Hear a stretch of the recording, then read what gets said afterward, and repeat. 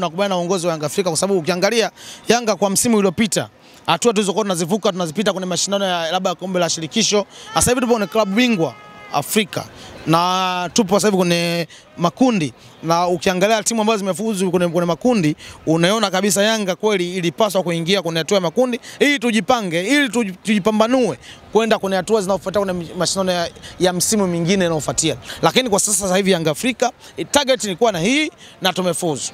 Tumefikia malengo, kwa hiyo hatuna viongozi hatuwadai popote pale. Kwa kinachotokea sasa hivi ni Mwenyezi Mungu amejalia inshallah, ila kwenye msimu unaofuatia sasa ndio Yanga tutawadai sasa kwenda kwenye hatua robo finali na nusu finali.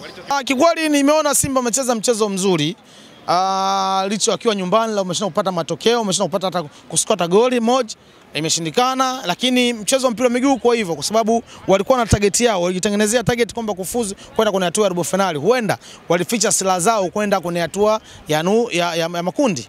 Kwa hiyo kama walificha mimi naungana nao, lakini kama wao ndio walikuwa wamemaliza, wamefungua booster na wako hivi, na mashaka nao pia kuelekea mbele. Na mashaka nao kwa kweli.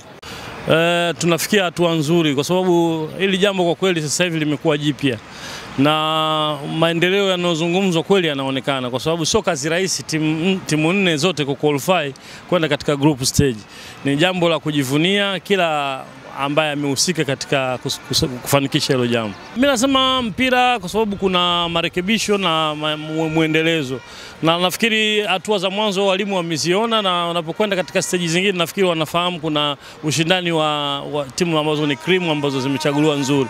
Kwa hiyo mpira jinsi ulivyo litafanyika tukio kutokana na aina ya mechi itakayokuja.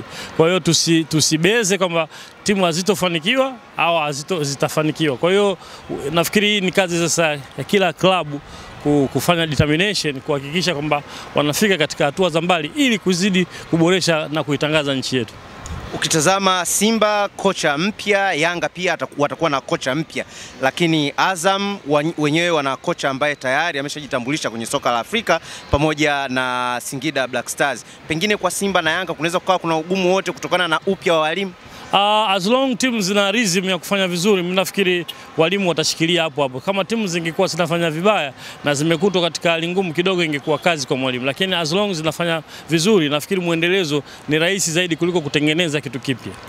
Kama walimu mna kipi ambacho binafsi mnajivunia kuona ushiriki wa timu za Tanzania na kile ambacho wanakifanya kwenye mashindano ya Afrika?